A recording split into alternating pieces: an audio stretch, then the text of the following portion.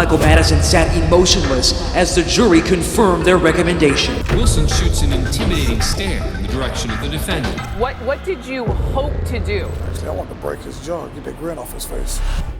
The following stories tell the tale of 3 times that killers were attacked by families in the courtroom. We have a heartless serial killer who had the nerve to smirk at his victims' families, a heartbroken father who wanted revenge on the man who took his only son, and a brother who couldn't help but inflict justice upon the man who callously took the life of his 19-year-old sister.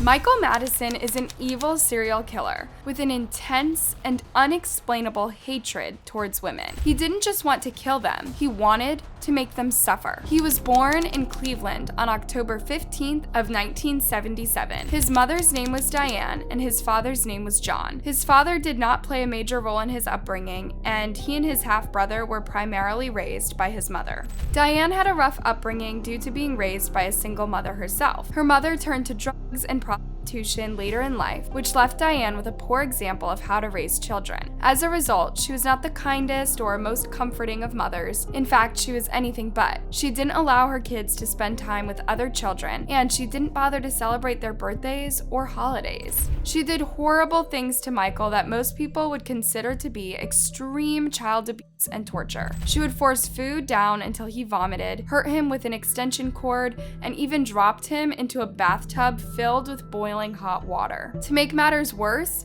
Diane always had a new boyfriend around, and these boyfriends would also harm the children. At one point, Michael had to go to the hospital because of one of Diane's boyfriends who had hurt him so severely that he sustained hearing loss and other injuries. He also had abrasions on his body, even his private parts. Finally, Child Protective Services removed Michael from his mother, but unfortunately, things did not get any better for him because they placed him with Diane's mother, a night walker who had a scary substance habit.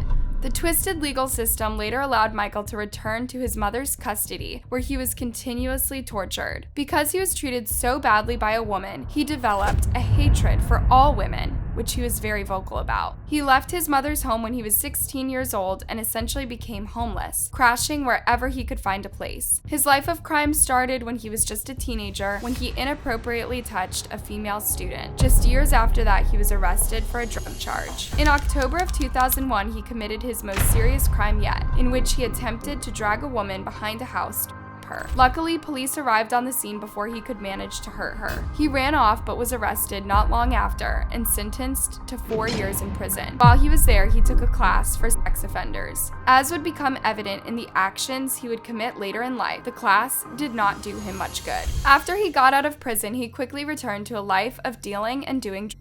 He began dating a woman named Brittany, but made it clear to her early on that he wanted an open relationship. Even though they lived together, he would have relations with other women when she was in the house. Eventually, he met a 28-year-old woman named Shatisha Sheely. Shatisha went missing in September of 2012. She had a 12-year-old daughter and a close relationship with her mother and brother. Her family began getting worried about her when she failed to respond to their messages, but because she could be unpredictable, they didn't think she was actually missing. But when she didn't show up for her brother's funeral, they realized something must have actually gone wrong. Her mother filed a missing persons case, but nothing came of it. On June 7th of 2013, yet another woman went missing. Her name was Angela Deskins, and she was 38 years old. She had been attending college while in customer service industry. She was reported missing, but yet again, little came of it. On July 10th, a third young woman went missing. Her name was Sherelda Helen Terry, and she was just 18 years old. She was last seen at an elementary school where she was working a summer job. Her father, desperate to get her back, posted missing persons flyers everywhere, but nobody had seen her. Meanwhile, Michael's live-in girlfriend had been staying at the home they shared together for about 10 months. She had no idea that all 3 of these missing women had been killed by Michael and kept around.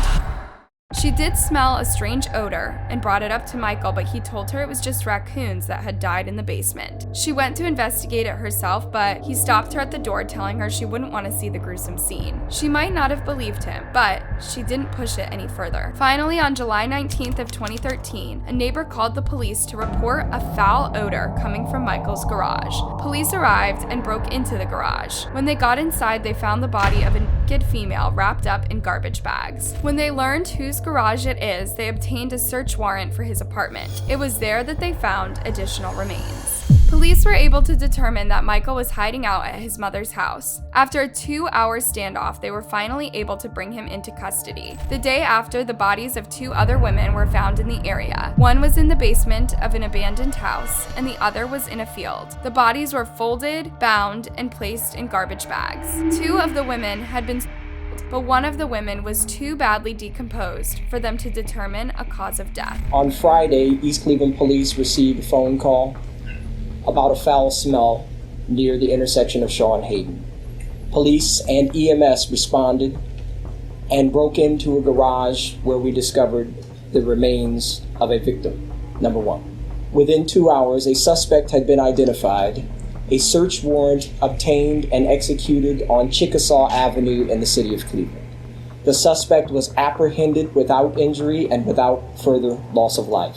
Upon bringing the suspect into custody and further questioning by East Cleveland police detectives, FBI, BCI, and Cleveland police, it was determined that it was necessary to do an additional canvass on Saturday, the next day. During that additional canvass, 2 additional victims were discovered.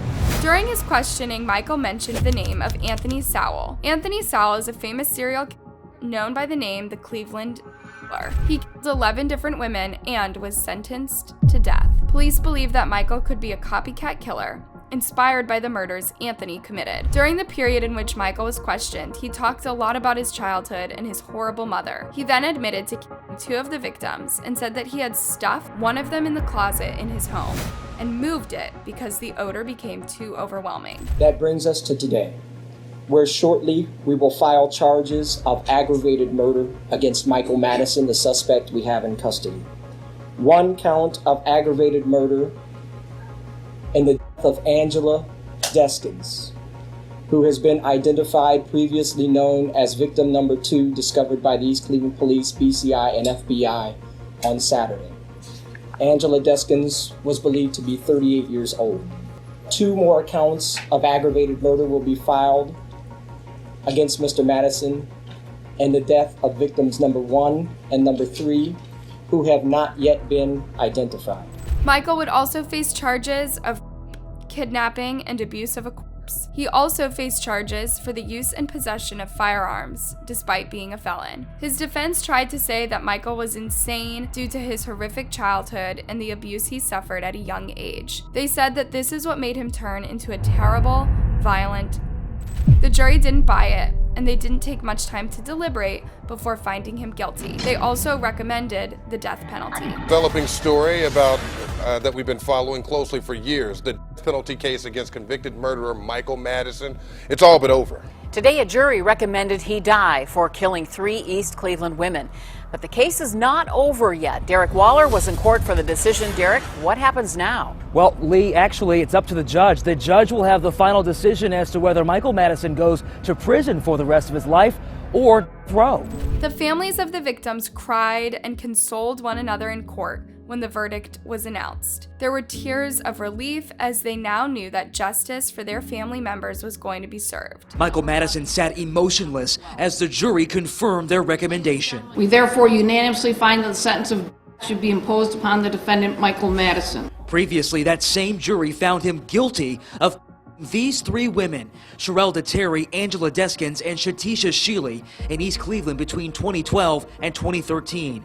Prosecutor Tim McGinty said the brutality of their murders, their bodies mutilated and left in trash bags, left the jury with no choice. If anyone was ever due this sentence, it would be a cold-blooded serial killer like Michael Madison. Now it's up to Judge McDonald to confirm that penalty decision. But even if it stands with a costly appeal and manufacturers who are unwilling to make that lethal injection cocktail, Madison could sit in prison for years. This is hardly the news that the families involved wanted. After all, Michael killed their loved ones. Why should he get to live even another day when they do not? But at the end of the day, there isn't any justice that would have been enough to heal their broken hearts, because there is no way to bring back the young ladies who were killed. The mother of one of the victims wept while discussing how no sentence would have been satisfying enough. Her daughter was still gone. We all know she's never coming back.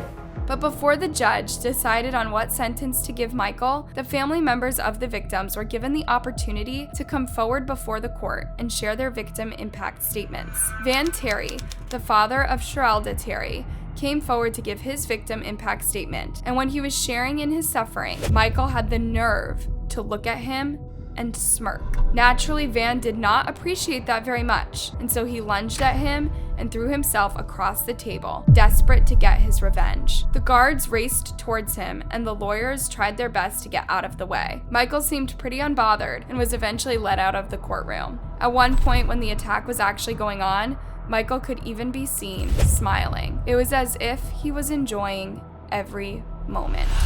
The courtroom is in chaos as security tries to get back order, and there is yelling and screaming. Family members call out Terry's voice as they try to calm him down, but there is no rage like the rage of a father whose daughter was horrifically killed, and the pain was evident in his eyes. He was let out of the courtroom without ever getting a chance to put his hands on Michael. He was, however, released from custody without any charges, a small consolation. In an interview following the incident, one of Terry's siblings explained why he did what he did. During the sentencing, you have the families there and they're pouring out their hearts and saying, and he's sitting over there smiling, which caused my brother to launch at him. To him, he heard the door, excuse me. That's okay. The life of my daughter, who we called heaven. Okay, so it was horrible to be that close, to have to breathe his air, to be in the same room with a person that is so horrible. Van's family member went on to say that Michael made it very clear in the courtroom that he didn't care what Sherelda had meant to Van or what he had taken away from all who loved this young girl. He didn't care about any of the victims or anyone affected by his actions. That's how cold and calloused he was. His baby girl, that's his baby. Okay, that's his heaven. That's his slice of heaven. He's sitting over there smiling like, yeah. Even when she was speaking, her back, the mom's back was turned. He went like this. It's like enough. Enough, and this has drawn on and on and on and on. How much are we to endure? Van Terry would later be given the opportunity to share his own side of the story in a televised interview. He explained exactly what he wanted to do if he managed to get his hands on his daughter's killer that day. He grinned at you. Yes, he did. And so the man who murdered your daughter dares to grin at you, and then you snapped. You leapt. What did you hope to do? Actually, I wanted to break his jaw, get that grin off his face. If we're being honest. The judge presiding over the case didn't hold back and wasn't afraid to get into the details of exactly what Michael did to these young women, treating them no better than a piece of trash. I am struck by the sheer inhumanity of what one human being can do to not one, but three human beings. You cajoled, lured, and deceived Shatisha Sheely, Angela Deskins, and Sherelda Terry to your apartment for your depraved purposes. You stripped them from the waist down. You folded them in half, binding them so that their feet were up by their ears. You wrapped them in multiple layers of trash bags, and you discarded them. And finally, after confronting Michael with his horrific acts, it was time for him to meet his fate. It was time for justice to be served. Upon consideration of the relevant evidence, the testimony exhibits admitted in mitigation, it is a judgment of this court that the aggravated circumstances of course of conduct, felony murder, kidnapping, felony murder, rape, of which the defendant was convicted, outweigh the mitigating factors by proof beyond a reasonable doubt. Accordingly, the sentence of death is imposed upon the defendant, Michael Madison, on counts 1, 4, and 7. The judge had decided to follow the jury's recommendation and sentence Michael to death for his cruel and horrific actions and clear lack of remorse. But there's no telling when the execution will actually take place. He was sentenced in June of 2016, but as of November 2022, he is still alive and behind bars. He is currently 45 years old. We do know that in the summer of 2020, the Ohio Supreme Court voted unanimously to uphold Michael's death sentence. Still, the families are still left grieving, with a hole in their heart that will never be filled. Shatisha Sheely's mother is particularly devastated because Shatisha was the second child that she had lost in a very short amount of time. In an interview after the sentencing, she did not share words of anger toward the defendant, but rather of heartbreak. I don't know why this person did what they did to my daughter, but I just want everybody just to pray for me, because this is really, really hard on me right now. This poor woman had her daughter disappear, her son was killed, and then she found out her missing daughter was murdered. My son just was murdered 7 months ago, exactly on the 22nd. And it's really hard. It's taking a toll out of me. I don't know what else to say, but thank you all for whoever's praying for me. You might be wondering, whatever happened to Michael's mother, Diane? Did she ever express remorse for how she treated him growing up, or for the kind of person he turned out to be? It's not known if she ever expressed any sort of sentiment like this, but her story abruptly came to an end on June 22nd of 2019. 18-year-old Jalen Plummer, her grandson, entered her home while she and some of her other grandchildren slept. He stabbed them with a knife, killing Diane and wounding 3 of the grandchildren. The children were taken to the hospital where they were treated for their injuries and recovered, but Diane was pronounced dead on the scene. Jalen was arrested and charged with his grandmother's murder. He pled guilty and was sentenced to life in prison with the possibility of parole after 30 years. If you thought the footage in this case was unbelievable, you'll feel the same about this next one.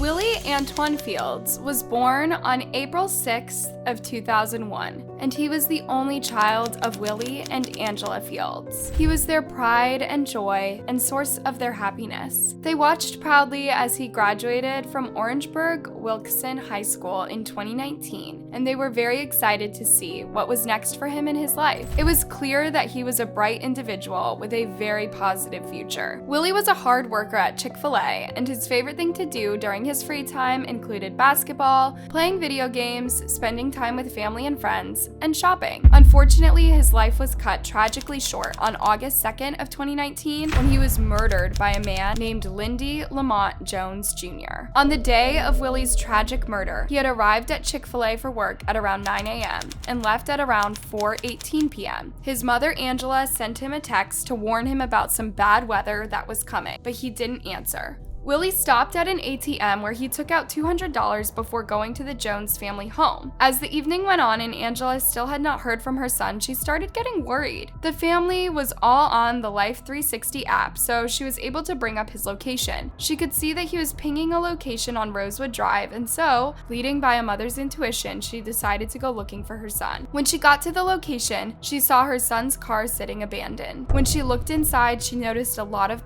and immediately called 911. It wasn't until the next morning that Willie's young body was found in the woods. Law enforcement said that Lindy, with the help of his brother, transported the body there by taking it in the trunk of a car. This was after Lindy shot the teenager multiple times, just moments after Willie arrived on the property. Lindy initially said that he shot Willie for trespassing, but later changed his story, saying that he had killed the teenager because he saw him reaching for something. Angela and Willie Sr. were, of course, devastated by the sudden and horrific loss of their only child. When Willie Sr. saw his son's killer in court for the first time, he could not hold back his rage. His wife had just begun her victim impact statement, and he went from standing at her side to suddenly lunging forward and attacking Lindy. Your Honor, I just want to let you know just what they took from me. They took away my only child. I just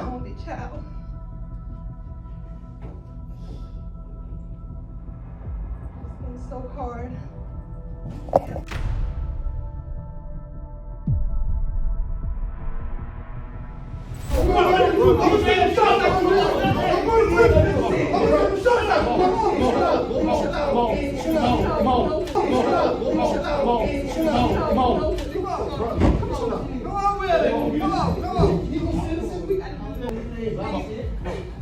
Willie Sr.'s outburst, although many would feel it was probably justified, didn't go unchecked by the court. Fields is now facing assault and battery charges. According to an incident report released by the Orangeburg County Sheriff's Office, Jones was standing with his attorney, and Fields and his wife addressed the courtroom on behalf of their deceased son.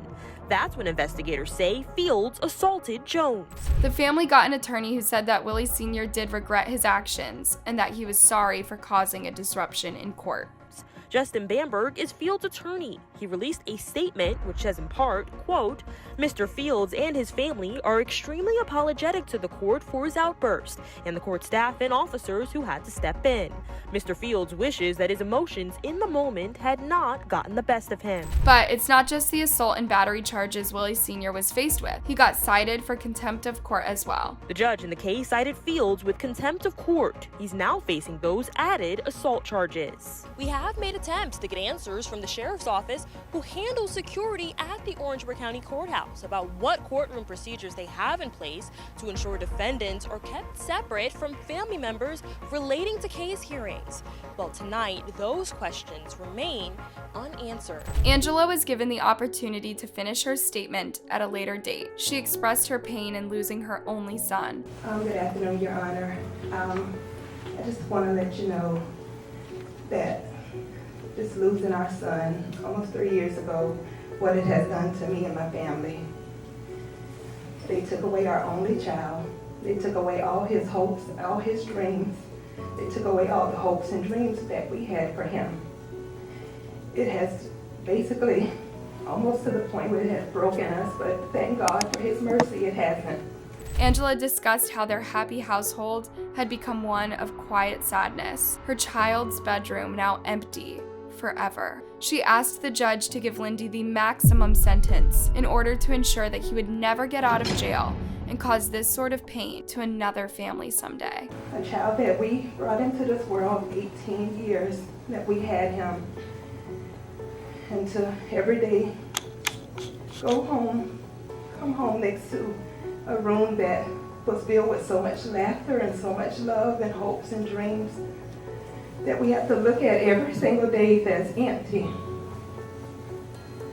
They took away just everything from us. At this time, Willie Sr. did not interrupt, but rather stood stoically beside his wife as she shared her pain with the court. Because this is still an ongoing matter, we don't yet have an update on Willie Sr.'s charges from his attempted attack against Lindy, or whether he was able to get those charges dropped. Lindy Jones's lawyer claimed that he was the product of a troubled past and that he felt very remorseful for what he did. He even said that Lindy had nightmares about the night of the murder. He asked for the minimum sentence of just 30 years and to show mercy towards him because of his young age. Finally, Lindy himself was given the opportunity to speak, and he expressed remorse for his actions but acknowledged that he couldn't turn back time and undo what had already been done. I just want to apologize to everybody the day I was today that came.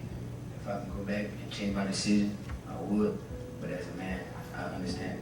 Life in prison seems like it would have been a fair sentence in this case, life for a life. But that was not the decision the judge ultimately made. His supposed remorse may have played a part in the decision. If you thought those two past cases were shocking, this third one is perhaps even more so.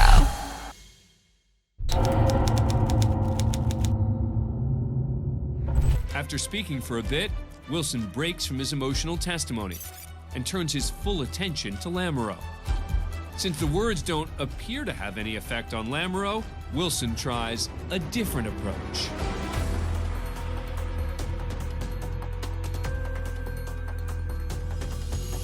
This is Tristan Jared Lamoureux, and he shot his wife Misty to death in 2009. She was only 19 years old. A neighbor called 911 after she heard screaming and gunshots. One of the bullets even crossed through the wall into her apartment. Police arrived at the scene where they discovered Misty's dead body. She had been shot 5 times and Tristan had fled the scene. He was caught not long after on a short foot chase and brought into custody. He was charged with Misty's murder and eventually pled guilty. He initially told the police that Misty had started freaking out and grabbed the gun herself in an attempt to kill herself. He said he tried to wrestle it out of her hands, but it went off and she was killed in the process. Towards the end of the trial, family members had the opportunity to come forward and share victim impact statements. One of the people that came forward was Jason Wilson, Misty's brother. Judge G. Michael Westfall calls Misty's brother, Jason Wilson, to come up to the front of the courtroom and deliver an impact statement.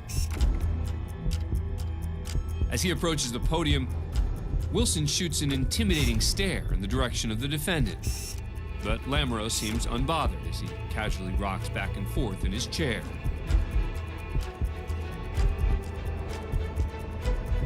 After speaking for a bit, Wilson breaks from his emotional testimony and turns his full attention to Lamoureux. Eventually, Jason can take no more, and his rage boils over. He lunges toward the man who killed his sister, and Tristan jumps to his feet. He looks like he's ready and willing to fight back, but a deputy pushes him back, preventing him from moving towards Jason. Chairs are left spinning as deputies drag Wilson to the floor and restrain him. With the courtroom engulfed in chaos, these inmates taking in the scene seem completely unfazed.